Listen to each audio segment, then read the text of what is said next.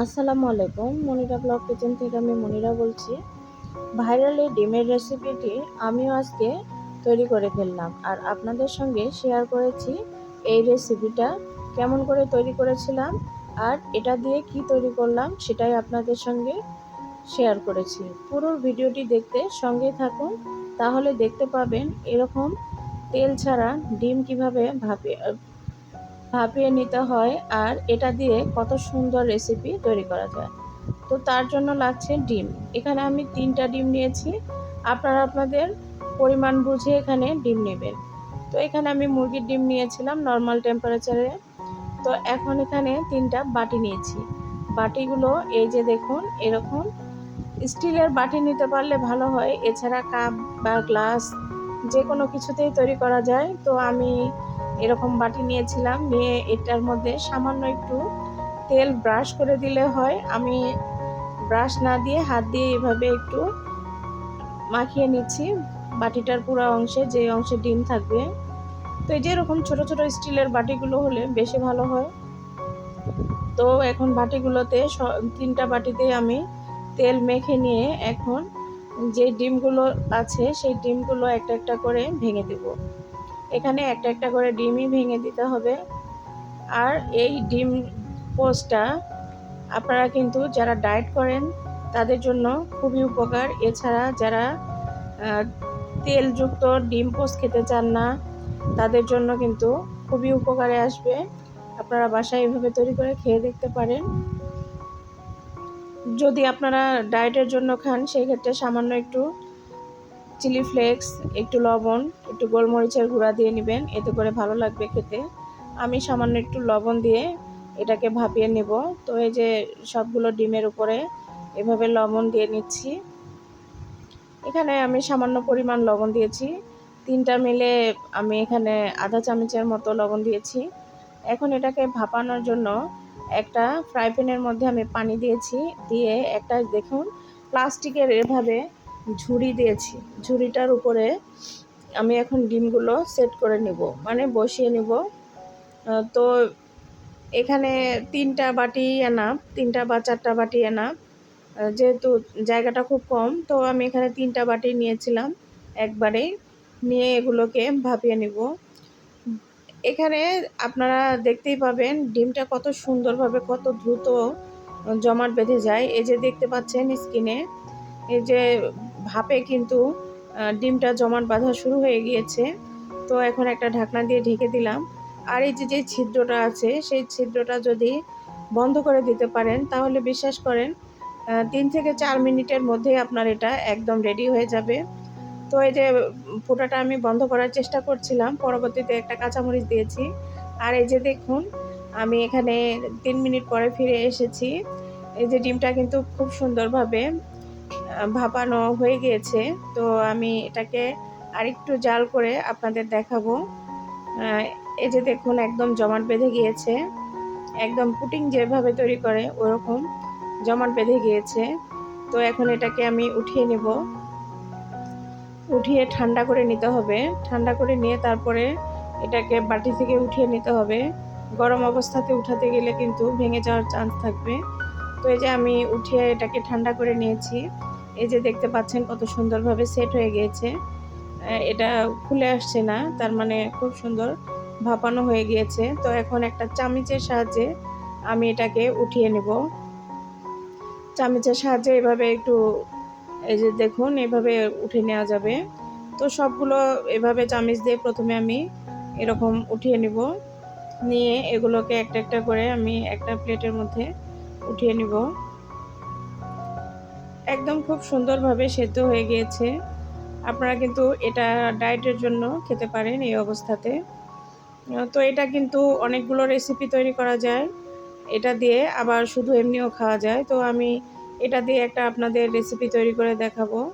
এই যে সবগুলো বাটি থেকে উঠিয়ে নিব।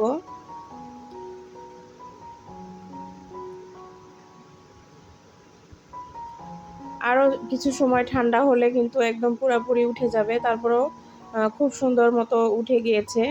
তো এখন আমি যেহেতু আপনাদের থাম্বনেল তৈরি করে দিয়েছি ভিডিওর উপরে, তো ওরকম দেখানোর জন্য আমি এটাকে একটু রেডি করে নিচ্ছি। উপরে যে সাদা আবরণটা পড়েছে সেটা উঠিয়ে নিব। এই যে দেখুন, তিনটায় আমি ওইভাবে তৈরি করে নিয়েছি। এই যে দেখতেই পাচ্ছেন কত সুন্দর লাগছে না দেখতে, আসলে অনেক ভালো লাগে দেখতে। তো এখন এটাকে আমি ডিমটাকে কেটে নেব। আমি একটা রেসিপি তৈরি করে দেখাবো, তো যার জন্য আমার ডিমটা কেটে নিতে হবে, ছোট ছোট টুকরা করে নিব।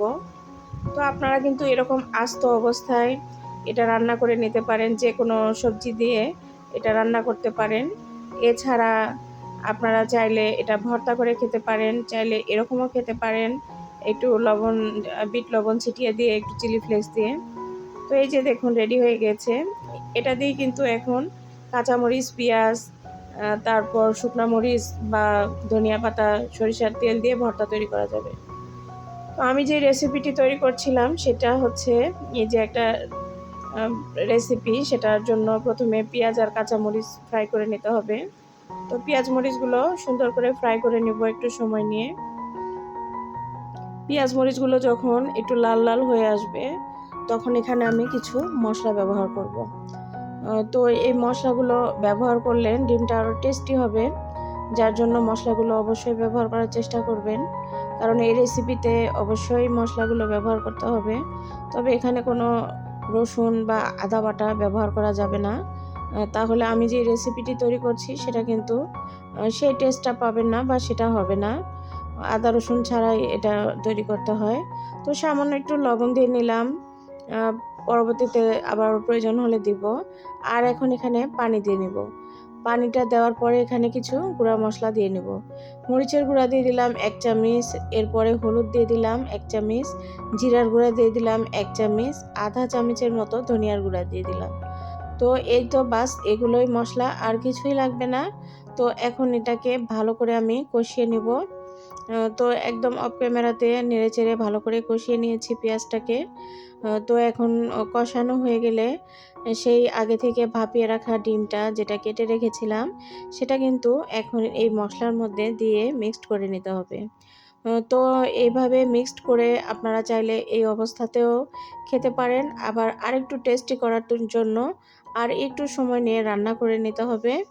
তো তার জন্য এটাকে আমি এই তো নেড়েচেড়ে এখানে পানি দিয়ে দিব। পানি এখানে আধা কাপের মতো পানি দিলেই হয়ে যাবে, অতিরিক্ত পানি দেওয়ার দরকার নেই। পানি এখানে আমি দেখুন একদম সামান্য পানি দিয়ে নিচ্ছি, আধা কাপের মতো দিয়ে জাস্ট এটা ডিমটাকে মশলার সঙ্গে আর পেঁয়াজগুলোর সঙ্গে সুন্দর মতো একটু সেট হওয়ার জন্য, মিক্সড হওয়ার জন্য এটা করছি। পানিটা দিয়ে নিয়েছি আর কি। আপনারা চাইলে এখানে গরম পানি দিতে পারেন। তো এই যে আমি ৩-৪ মিনিট পরে ফিরে আসলাম, ঢাকনা দিয়ে ঢেকে রেখেছিলাম।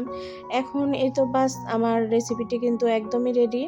এখন আমি এটাকে আর ২ মিনিট জাল করে নেব, আর এতে করে গ্রেভিটা আর একটু শুকনা শুকনা ভাব হয়ে আসবে।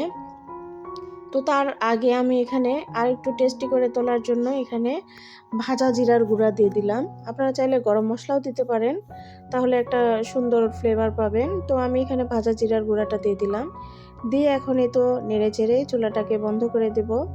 এখন আমি 1 মিনিট ধরে একটু নেড়েচেড়ে এটাকে কষিয়ে নিচ্ছি, নিয়ে আমার রেডি হয়ে যাবে। তো এই যে আমার একদম রেসিপিটি রেডি। তো আমি এখন আপনাদের পরিবেশনও করে দেখাবো।